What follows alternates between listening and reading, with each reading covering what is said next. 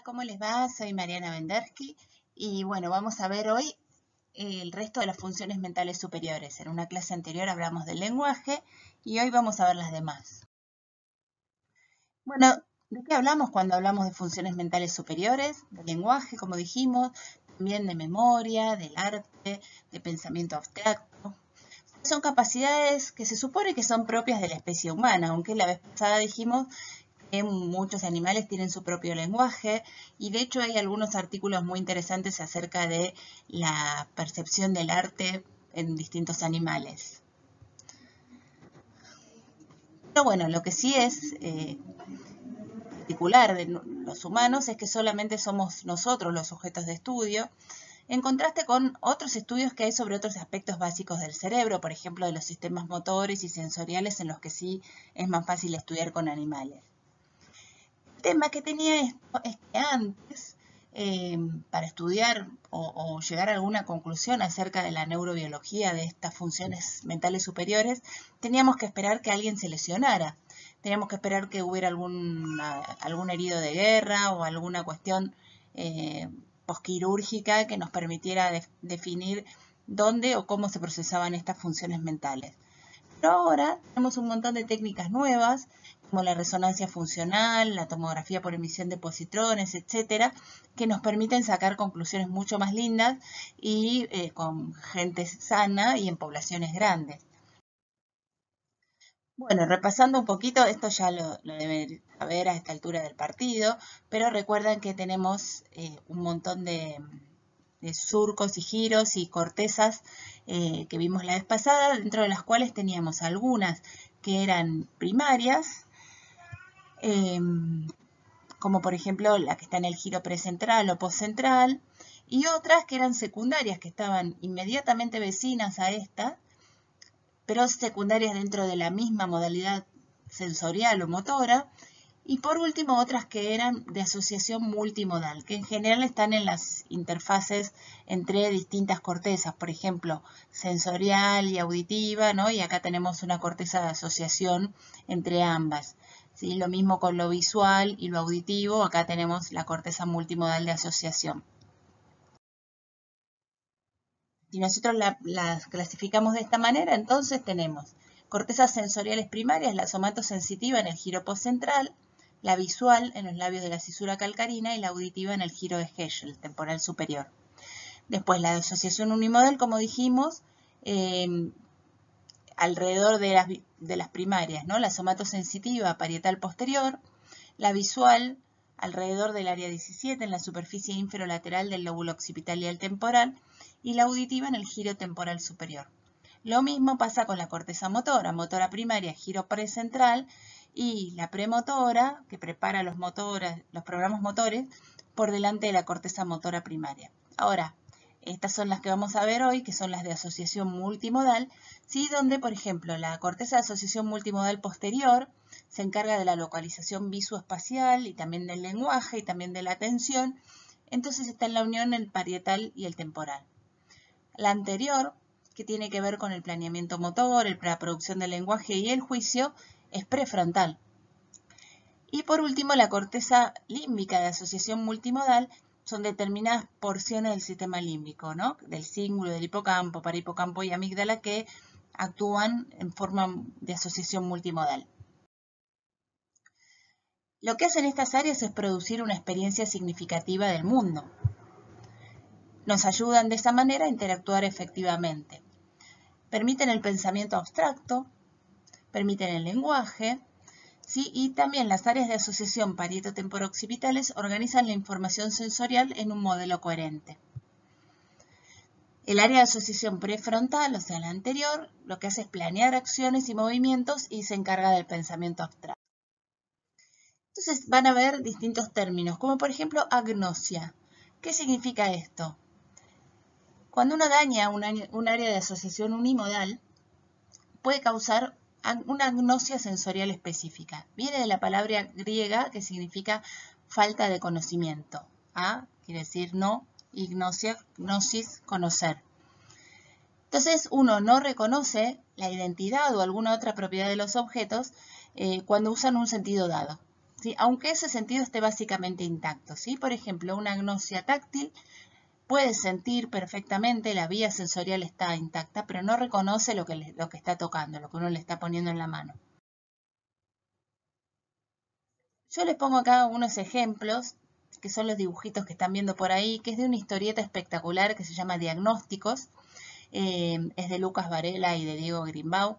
Justamente trata de definir en viñetitas algunos de estos términos, ¿sí? Por ejemplo, esto es una agnosia visual. Y fíjense, la paciente Eva, el doctor le habla, le dice, ¿me escuchás, Eva? Soy tu doctor. Y ella ve esto, ¿sí? No reconoce nada. Ve, sin embargo, pero lo que no puede es formar en su mente la imagen del doctor, no entiende que ese es el doctor, ¿sí? Dice, hoy probaremos algo nuevo, es una experiencia nueva, debería ayudarte a recuperar tus funciones, pronto volverás a formar entidades visuales, la agnosia debería remitir de inmediato. Bueno, esto es como se imagina el artista que ve la persona con agnosia, es bastante difícil de imaginárselo, ¿no? Que alguien lo ve pero que no entiende qué es lo que está viendo. Entonces existen con cualquier sentido. Por ejemplo, esta agnosia visual puede ser o directamente uno no puede reconocer las caras, que es un tipo especial de agnosia visual que se llama prosopagnosia, o no pueden percibir el movimiento de objetos visuales, incluso usando partes intactas de los campos visuales. Entonces, bueno, prosopagnosia también lo dibujó Lucas Varela, ¿ven? Ve toda la gente como si fueran emoticones, no les reconoce la cara, no es capaz de conocer o de asociar esa cara con el resto de las cosas. Incluso con su propia cara les pasa. Bueno, entonces dijimos que había cortezas de asociación parietales y frontales. Las cortezas de asociación parietales, el lóbulo parietal la verdad es que está lleno de cortezas de asociación, algunas son unimodales, por ejemplo el giro postcentral, y el resto tiene una serie de áreas multimodales que son diferentes pero están interrelacionadas y siempre están alrededor del surco intraparietal. En conjunto lo que hacen es relacionar las partes del cuerpo y el mundo exterior, ¿sí? Entonces lo que hacen es ponerle peso a distintos objetos, ¿no? Motivarme para prestarle atención a distintos objetos. Por ejemplo, lo que le pasa a esta chica, ¿sí? Algo no le anda bien en esa corteza de asociación parietal porque ni se da cuenta que le está viniendo la pelota, no se corre, no la esquiva, no la ataja, nada. Esta sí, en cambio. ¿Sí? De hecho, bueno, una de estas áreas es el campo ocular parietal, que monitorea la relación entre la posición del ojo y no solamente objetos visuales, sino también fuentes de sonido, partes del cuerpo. Hay áreas análogas que están en el surco intraparietal o por ahí cerquita que están sintonizadas con los brazos y las manos y participan en esto de agarrar objetos o alcanzar objetos o agarrarlos.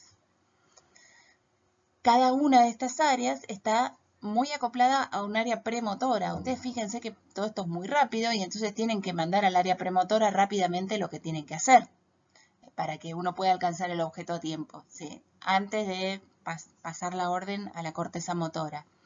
Entonces, y estos circuitos frontoparietales entran en acción cada vez que cambiamos la atención a distintas partes de la mente. Bueno, acá les muestro entonces el surco intraparietal, que es este de acá arriba. Si se fijan, es casi tan profundo, con un montón de corteza en los bordes, como la cisura calcarina, que está acá, ¿sí? Ahí está el surco intraparietal. Fíjense la posición tan estratégica que tiene, bueno, para que le llegue las aferencias sensitivas, para que vaya al frontal, para que le llegue también lo del lóbulo temporal, lo auditivo y lo visual. Sí, el hecho ese de que tenga mucha corteza alrededor es un indicio de lo relevante que es. Bueno, entonces dijimos que hay una agnosia para cada modalidad sensorial. Y entonces, por ejemplo, en la agnosia visual, las lesiones que producen esto están en la unión temporoparietal, generalmente bilateral. En la agnosia táctil, que no pueden reconocer los objetos al tacto, en general se dan lesiones del lóbulo parietal inferior contralateral, más que parietal inferior, o sea, por debajo del surco intraparietal. Una agnosia auditiva que puede ser de dos tipos, puede ser una sordera pura de las palabras o puede ser amusia, o sea, no reconocer la música. Una agnosia gustativa puede tener o afectado el umbral de percepción o la discriminación de sabores, eso se ve en general en lesiones de la ínsula izquierda. Todas estas entonces serían cortezas de asociación unimodales las que se dañan.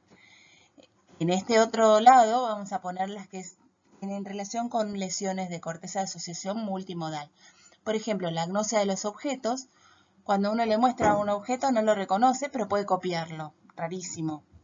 Y bueno, la prosopagnosia que dijimos que no reconoce las caras. Y existe la agnosia de los colores también. La cromatopsia, por ejemplo, que ve en blanco y negro, o la anomia de los colores. No le puedo poner nombre a los colores.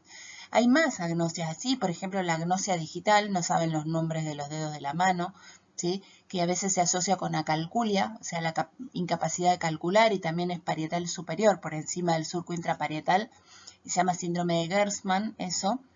Y bueno, también dijimos que además de las cortezas de asociación parietales y las cortezas de asociación frontales, las cortezas límbicas también tenían partes de asociación, y cuando estas fallan, tenemos un síndrome que se llama síndrome de Capgras, donde se le quita la cuestión emocional a todo lo que vamos a reconocer. Por ejemplo, síndrome del impostor se llama.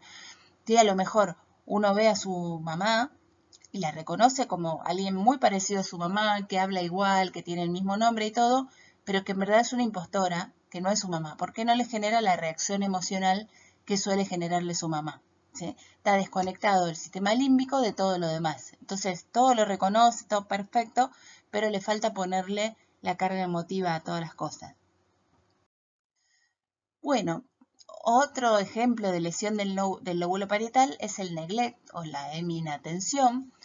¿Sí? Lo que revelaron las resonancias funcionales es que los humanos usan la corteza de asociación parietal, especialmente del hemisferio derecho, simplemente imaginando tareas que requieren la manipulación mental de objetos. En general es el hemisferio derecho el que se daña para tener esto, ¿sí? Entonces, parietal izquierdo es muy infrecuente que ocurra este neglect, y cuando pasa generalmente es transitorio. Es como si el hemisferio derecho fuera dominante para la atención espacial. ¿Y qué pasa? Cuando uno daña el hemisferio derecho puede dirigir la atención a los dos lados, porque es el dominante. Después del daño del hemisferio derecho, que sería como la parte más importante de la atención espacial, el hemisferio izquierdo solo puede atender el lado contralateral. Entonces, el lado izquierdo del mundo desaparece de la visión de esta persona. Así es como se ve. Bueno, esto es una exageración que saqué de internet, pero imagínense, ¿sí? Es una persona para la cual todo su lado izquierdo, acá está el lado derecho, no existe, ¿sí? Como que se dejan de cortar el pelo, se dejan de afeitar, etc. Acá les muestro casos de la vida real, por ejemplo, uno le pide que copie esa florcita, ¿sí? Y copia media florcita. Y o le pide que haga una rayita en la mitad de estas rayas, y siempre la hace corrida hacia un costado, porque toda esta parte de la raya no existe para ellos. Bien, otro ejemplo de lesiones en cortezas de asociación son las apraxias. Las áreas de asociación parietales derechas, como dijimos, son muy importantes para la atención espacial, pero las mismas áreas en el hemisferio izquierdo lo que hacen es reunir los fragmentos de información sensorial que son necesarios para planificar un movimiento con precisión. Por ejemplo, piensen en vestirse o mismo en hablar, ¿sí? Son todas cuestiones que necesitan asociar varias áreas.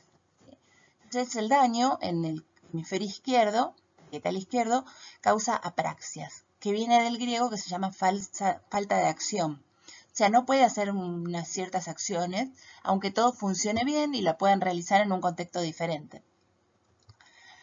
Hay distintas subcategorías de apraxias, entonces como dijimos, siempre son lesiones parietales, en general izquierda, sino también puede ser frontal. Ahora les explico por qué frontal. Y una de las apraxias se llama ideomotora. Quiere decir que yo a lo mejor puedo hacer ese movimiento en forma espontánea, pero cuando le piden al paciente que lo haga, no lo puede hacer. Entonces le damos una instrucción oral, vamos a pensar a dónde va. Primero va a la corteza temporal superior, ¿no? Al área auditiva primaria. De ahí tenemos que ir al área vérnica para entender esta orden, de qué se trata. Acá tenemos que ir al área premotora, teóricamente, para planear el movimiento, ¿no? ¿Qué tengo que hacer? Bueno, ¿cómo lo voy a hacer? ¿Sí? De ahí voy al área motora primaria. Tengo que cruzarme a través del cuerpo calloso al área motora primaria, el área premotora, perdón, y motora primaria contralateral. ¿Sí? Entonces, piensen ustedes que si en algún momento de esto se interrumpe este circuito, voy a tener este tipo de apraxia idiomotora. Acá les muestro un ejemplo, también sacado de internet. I want you to use your right hand and to show me how to pretend you're blowing out a match. Okay. Okay. Show me how you'd hold a hammer to hammer a nail. Writing with a pen. Escribir con un abirome. Okay. All right. How about if you wanted to use a key to open a door? What would that look like? Que abra una puerta Try. con una You can llave. just do it here a little bit so I can see. So you're unlocking a door with a key. I'm not sure exactly. Okay. Ella se da cuenta que no le está saliendo Okay. bien. Try Sale. over here. Okay. All right. Let's go on to the next one. Okay. Use your right hand to wave goodbye. Snap your right fingers. Good. Bueno, eso le salió. How about if you were hitchhiking with your right hand? Okay. Ahí pide dedo. How would you signal traffic to stop with your right hand? I don't know.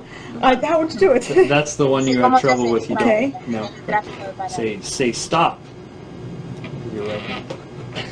Not sure? How would you do it? I don't know. Okay. How would you blow a kiss to your daughter with your right hand? Que le tire un beso a su hija, dice. Su mano derecha. So you're blowing a kiss. Okay. How would you signal quiet with your right hand if you wanted to tell people to be quiet? Good. Good. Sí, quédense Can you put your quietos, right hand on your left shoulder? Good. Could you put your right fist on your chest? el puño en el pecho, ya le You salió. point to your forehead. Y si la Could you frente, point to your bueno, como ven, nose? Could you make a circle in algunas the air with las your right acciones le hand? salen, otras no le salen, en otras Very perseveran. good. ¿Sí? Ella se da cuenta que está mal, pero bueno, no lo puede evitar, no le salen.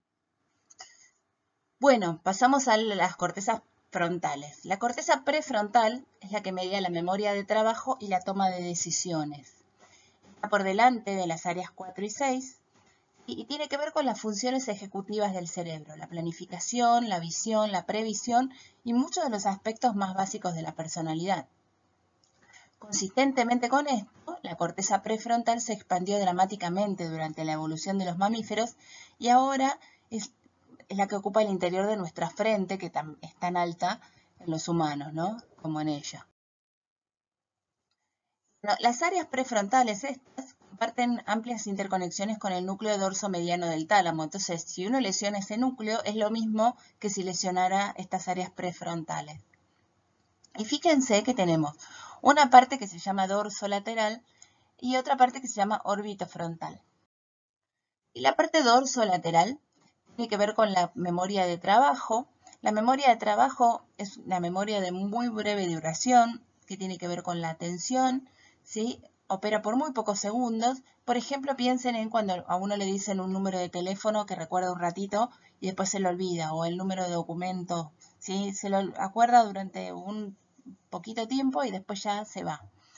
Bueno, esta parte dorsolateral que se ocupa de la memoria de trabajo tiene conexiones con áreas de asociación multimodales y si esta memoria de trabajo falla, no se pueden hacer planes, no se puede resolver problemas y no se puede prestar atención.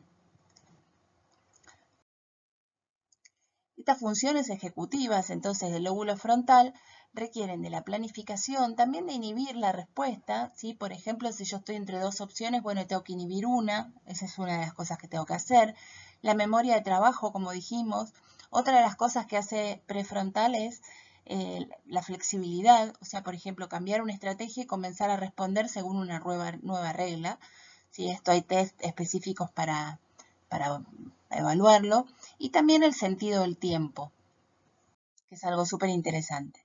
Bueno, eso es la parte dorsolateral. La parte ventromedial incluye algunas áreas orbitofrontales, como vimos, y también el cíngulo anterior. Eran las partes que estaban conectadas con el sistema límbico y la amígdala. Acá, por ejemplo, les muestran un trabajo de Damasio, donde hizo una reconstrucción de cómo se hubiera visto el cráneo de Phineas Gage. ¿Se acuerdan aquel que contamos en las primeras clases de anatomía funcional, que había tenido una lesión por una viga de metal en el lóbulo frontal, justamente en la parte ventromedial, y la lesión que tuvo fue un problema más bien para controlar los impulsos, ¿no? Lo que se llama en la jerga que está frontalizado, ¿no? No puede parar de hacer chistes groseros o de tocar a las chicas o de hacer cosas súper inapropiadas. ¿Sí? Tienen como trastornos psiquiátricos, justamente por estas conexiones que tiene con el sistema límbico. Bueno, acá también un estudio de muchas resonancias funcionales donde vieron a nivel prefrontal cómo las distintas partes de la corteza prefrontal se encargan de distintas cosas, ¿no? Entonces, por ejemplo, para esta parte de la memoria de trabajo, ¿sí? Es más bien esta parte, como dijimos, dorsolateral, la parte ventromedial, para la parte de, dice acá mentalizar, que sería como ponerse en el lugar del otro, ¿no? Tomar toda esa cuestión de personalidad y comportamiento, y acá adelante, bueno, muchas tareas. Bueno, y hablaremos brevemente de la memoria. ¿Dónde está la memoria en todas estas? En verdad, no hay una sola memoria, ni un solo tipo de memoria. Dijimos ya recién que en la corteza prefrontal está la memoria de trabajo. Luego tenemos otro tipo de memoria que es la memoria semántica, que ahora les explico bien qué es, y otra memoria, esta que está con verde, que es la memoria de procedimientos.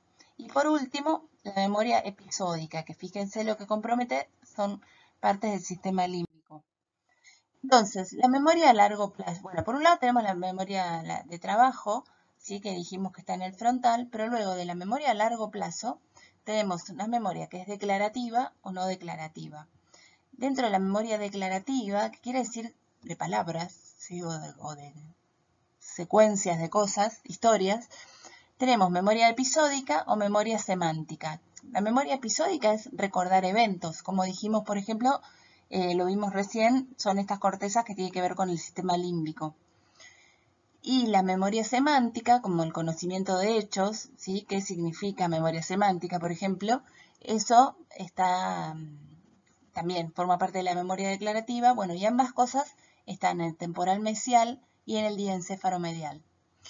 Pero luego también tenemos este otro tipo de memoria que es no declarativa, ¿sí? Por ejemplo, hábitos y habilidades, supónganse andar en bicicleta o manejar.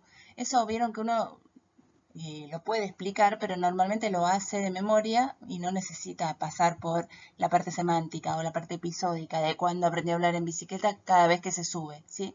Eso está almacenado en los ganglios de la base, el cerebelo y la neocorteza. De esta misma manera también tenemos quien hace asociaciones emocionales, como la amígdala, ahora vamos a verlo un poco mejor, y reflejos condicionados como el cerebelo. Entonces, el hipocampo y sus regiones circundantes son críticos para la memoria declarativa. La amígdala tiene que ver con las memorias emocionales, ¿sí? Uno va asociando estímulos buenos o malos y sus resultados, y entonces se van creando patrones de conexiones nuevos en la amígdala basolateral, que va a iniciar respuestas autonómicas y de comportamiento a través del núcleo central. O sea, se maneja la amígdala con un sistema de premios y castigos, ¿no? Esto está bueno, esto está malo, bueno, y así. El cerebelo y los ganglios de la base, entonces, como dijimos, son importantes para algunos tipos de memoria no declarativa, como este tipo de habilidades, manejar o andar en bicicleta. Bueno, y por último, vimos todas estas cortezas de asociación, parietales, frontales, las límbicas, las que tienen que ver con los distintos tipos de memoria. Existe también síndromes de desconexión, donde no hay un área en particular que esté afectada, sino que está desconectado el cuerpo calloso que une estas áreas. Y también tiene un montón de problemas, ¿sí? El ejemplo clásico de estos síndromes de desconexión es uno que se llama ceguera pura de palabras o alexia sin agrafia. En general, como está vinculado a un infarto de la cerebral posterior izquierda, en general tienen también una hemianopsia homónima derecha, porque también agarra la corteza visual primaria. Pero esta gente que puede escribir, pero no puede leer, ¿sí? Parece rarísimo, pero es así, no puede leer ni siquiera lo que ellos mismos escribieron. Y el daño está en, la corteza visual primaria, que no sería nada, esta gente puede escribir, pero sobre todo en el esplenio del cuerpo calloso. Entonces, las áreas del lenguaje del hemisferio izquierdo se desconectan de la información visual, ¿sí? No pueden leer lo que escriben. Bueno, esto lo vimos la vez pasada, pero quería mostrarles el dibujito, que es la fascia los trastornos del lenguaje, ¿sí? Mostrarles el dibujito de este libro que está muy bueno. A lo mejor no es científicamente muy correcto, pero la verdad que es genial. Les dejo la tapa para recomendárselo y espero que les haya gustado. Muy bien, nos vemos la próxima.